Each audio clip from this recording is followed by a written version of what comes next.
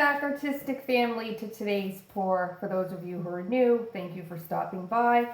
How's my AF family doing? I'm hoping really well. Okay guys, so if you guys remember a few videos ago, I think it was a few weeks ago, I posted the ultimate luxurious swipe, and to me it was absolutely gorgeous. Did it on the same size 8 by 20 inch canvas. I used the white background with the special mix that I still haven't been able to figure out yet because I haven't been playing around with swipes too much because I've been working on quite a few other things. But what I have here today is I have some Behr Satin Enamel 7300 deep base mixed in with Liquitex pouring medium, some Floetrol. I will have all the details in the description, guys. If you guys can see here, I do have a mound.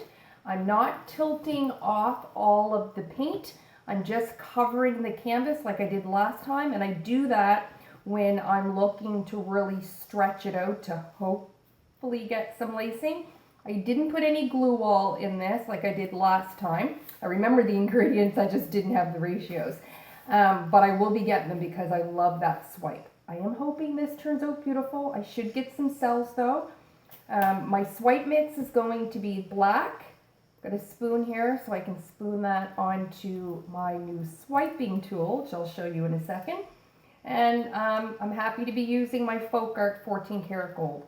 And again, this has a slight mound as well, and then the black is a little bit thinner, and then my white is thicker.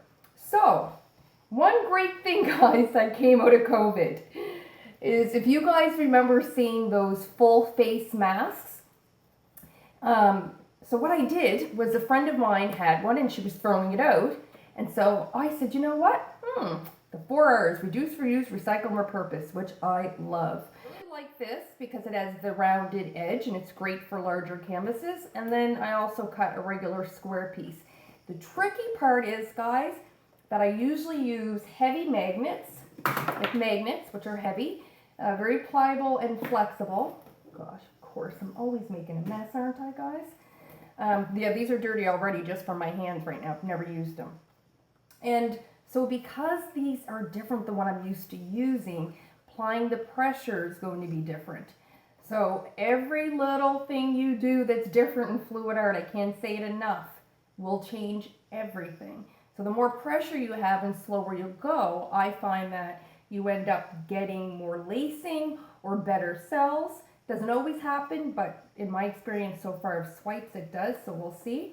And then I'm probably going to go in as well and outline some areas, maybe add in a separate swipe with my palette knives. So we'll put those here to the side.